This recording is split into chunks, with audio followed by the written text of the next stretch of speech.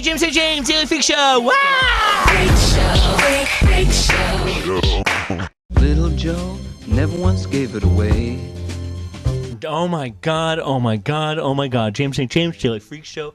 I am sitting here with Little Joe, never once gave it away. Everybody had to pay and pay. The legendary Joe Dallesandro. Joe, in the pantheon of the gods, they bow down to you and your beauty. You had such an impact. You were the face of the 60s. You were the penis of the 60s. I think you were one of the first males to be objectified for their nudity in pop culture. You were just a young kid. You were in New York. You were in California. You did a lot of the Physique pictorial things. How old were you around that time? I was 15 years old when that's why some of them upset me a great deal, because there's still people use them to advertise their poetry readings, their shows, different things. Were you aware at the time of how much people were objectifying you? No, it was something that came much later. I mean, I understood what I was doing by the time I started working with the Warhol people, but it was still, nobody understands how big these films became for how small they were. These were underground movies that when I made them, and while I was making them, I just thought they were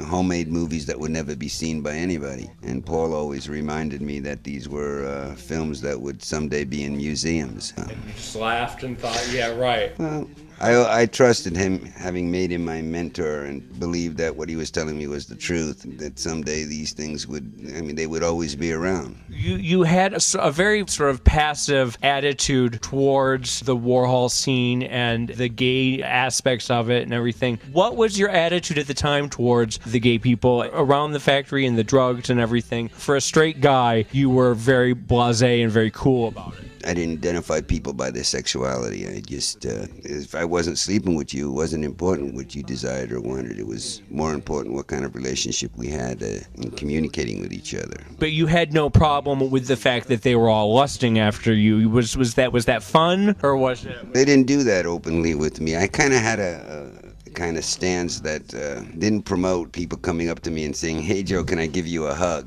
You know, it was kind of scary stance, and basically that's why Andy had me around the factory, was to chase people away. Tell me a little bit about your relationship with Andy and what you know about him that probably the rest of us don't. I don't know much of anything about Andy, because me and Andy, our relationship was never more than 2 or 3 words with each other. It was thank you when he gave me a check occasionally, good night at the end of the day, or good morning when I came in. Andy wasn't a very talkative guy, and he certainly wasn't very talkative with me. My brother, who was his chauffeur for about 5 years, drove Andy all day long, and they talked from the time that he'd get in the car until early evening, and my brother would come home with all these great conversations, and I just never believed that Andy said more than the 2 or 3 words he said with me. It was just... Were you a little jealous of your brother for having that relationship? No. I stood in amazement because, Andy was known that he would talk with people, but it was mostly on the telephone. It wasn't ever face-to-face. And just to hear that my brother would sit in the car with him driving around all day long, and they'd have these long conversations, kind of impressed the shit out of me, In Trash, I think one of the best scenes in cinema history is Woodlawn giving the blowjob to the bottle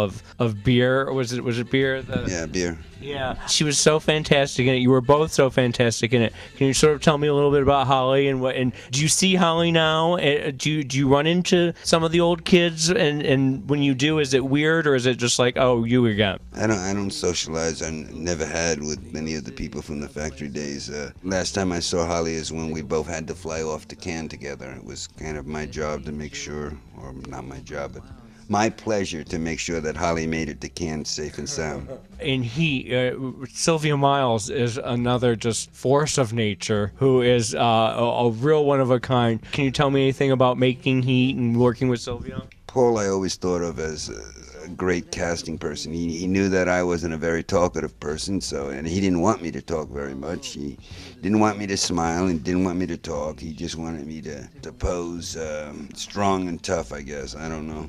So he always found people that would keep up the conversation for the movie. So Sylvia was wonderful for the character she played in Heat. she had just finished a great movie where she had been nominated for an Academy Award, so it was like real surprising that she wanted to do the film with us. I was always amazed that a lot of people from real Hollywood, as I would have said back then, were interested in making these Andy Warhol movies that we were doing. I guess they saw more into what they were than I understood. Well, I sort of think that with Andy's films, they're sort of a cipher, and you can read into them whatever it is that you need to read into it. And if you want to make it into an artistic film, it can be that. If you want to make it into a porno, it can be that. I mean, like, it can be whatever it is that you want to. And I sort of think that's probably how people read into you too. Yeah, a lot of people approached me with an attitude that the films were documentaries of a period and a time, and that they represented my life more than, you know. And did they? No, not at all. My life was so way different than what we portrayed in these films. I think in like Trash, people said that you had done such a good job that people were writing you letters saying, Joe, get off the drugs and stuff. Because it really does seem as if we're just watching you, float from... It's Joe playing Joe in a part that Paul gives us the parameters of what he wants us to talk about, and he'll give us some subject matter that he wants us to cover, and he'll say to Holly what he wants her to talk about, or say to Sylvia where he wants the story to go, and the people will improvise dialogue around what he had just told them. And my bit to the whole thing was that I knew how to react to the things that they were saying to me. The cult of Joe Dallesandro, is it a blessing? Is it a burden? How do you react to your fans who go really bananas when they see you? I've always reacted as quietly and as politely as I possibly can, because I've been real proud to have my fans act as almost friends with me. They've come up to me and acted as if they've known me for years because of seeing me in my all-to-all birthday suit. It held you in good stead when you left New York and you went to Italy, and you did a lot of films there and found a lot of success there. I did a lot of films there. Did you find the European attitude was that you were, in fact, an artist and an actor, and they took you a little more serious? That's what I always believed, that they took it a lot more serious than my American counter. I mean, when I lived here in America, I always had an attitude that it would be impossible for me to get a real Hollywood film because of the Warhol work. And it was before I had left to do Frankenstein and Dracula, the last two films I did with our Warhol group. Paul, he wanted me to know what it was like to do a Hollywood film, so there was this thing called The Gardener that Paul okayed for me to do. So I went off to Puerto Rico to shoot this film, and directly after that we went to Rome and shot Frankenstein and Dracula back to back. And after that, I had lots of other films set to do there, so I stayed on for close to 10 years, doing a couple of films in Italy and a film in France every year. The Serge Gainsborough, what was it? Je t'aime non plus. So, but then you did come back and you did things like Miami Vice. Just to let people know I was alive and well and still working in film. And then John Waters, of course, and that seemed like a natural fit. Yeah, that was later on, but right after Miami Vice, I did Cotton Club. Yeah, I did a small part in that, which was nice to do. And you did a Whoopi Goldberg. What was that one? I think called T-Rex. Right. Unknown film.